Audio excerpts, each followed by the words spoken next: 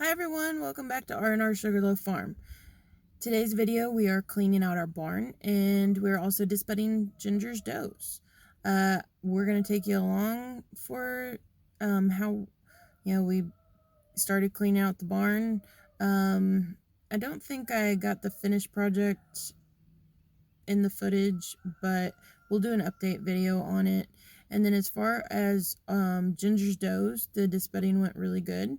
And I just wanted to share how we do it. We do it a little bit different than most people, but we have a really high success of no scurs. And so I hope y'all like the video.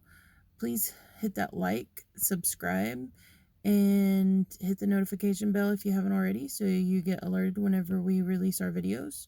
You can follow us on Facebook, Instagram, and yeah, so we will catch y'all in the next video. All right, enjoy.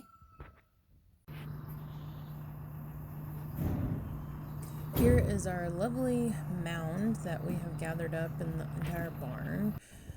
And then here is our Milky Way room, which we completely deep cleaned all the pins, and we're gonna let it dry for a couple of days before we set some new shavings. And we got walls up, which I know it doesn't look pretty, but it's great for us. And we're gonna put this light up,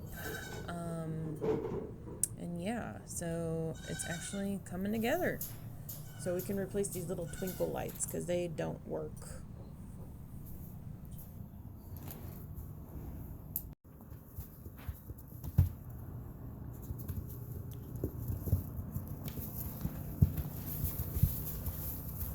Here are Ginger's two little doelings, and we brought them out to the barn with us since we're going to disbud them here in a few minutes. There's Nugget, and yeah, so they're just having fun hanging out in this one pen that I'm cleaning, and they're very cute and adorable, but they will soon leave for their new homes because we can't keep them, although they're really cute and I love how they jump.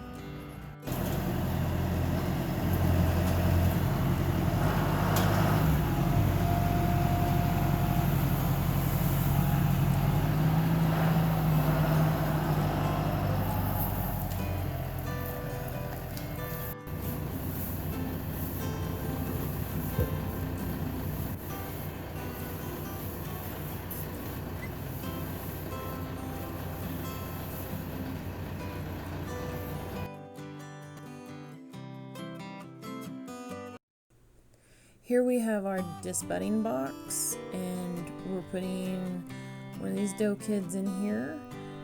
And the Nigerians can sometimes be a little bit small, but these guys are a few weeks old. They're actually about a week past the time that they needed to be disbudded, but our schedules have been kind of crazy. So you would just want to make sure that their ears are out of the way.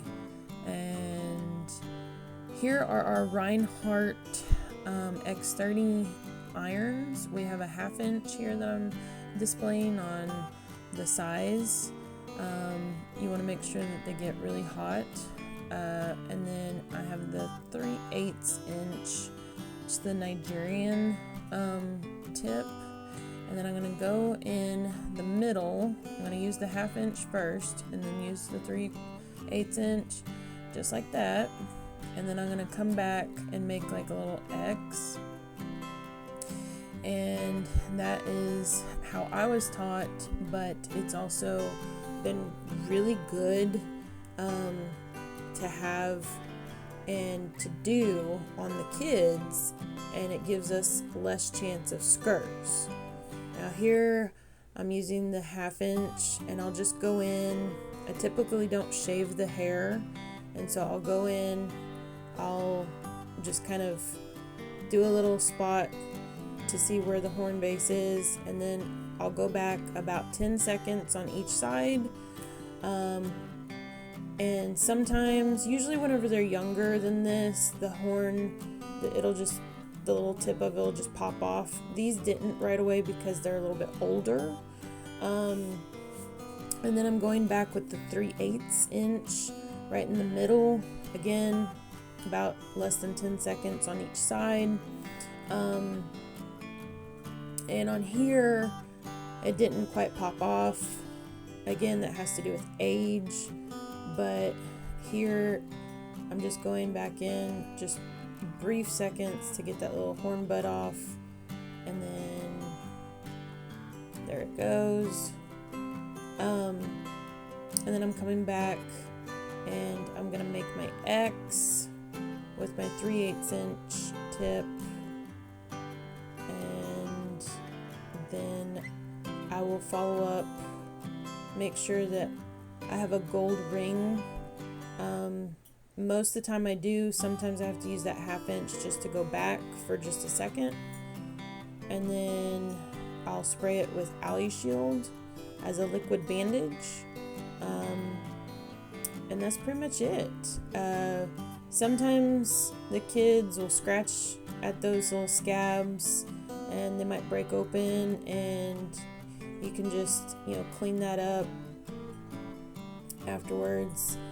But most of the time it's really good, and that's it. Just make sure that if you do disbud, you're not going, after you've sprayed, don't go back and do it, because that could be really bad. And then here, after every time that we use the irons, after they've cooled down, we'll take a knife, pocket knife typically, and we'll clean the tips of any residue.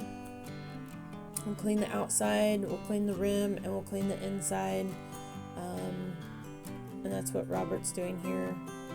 But that's pretty much what we do and how we disbud.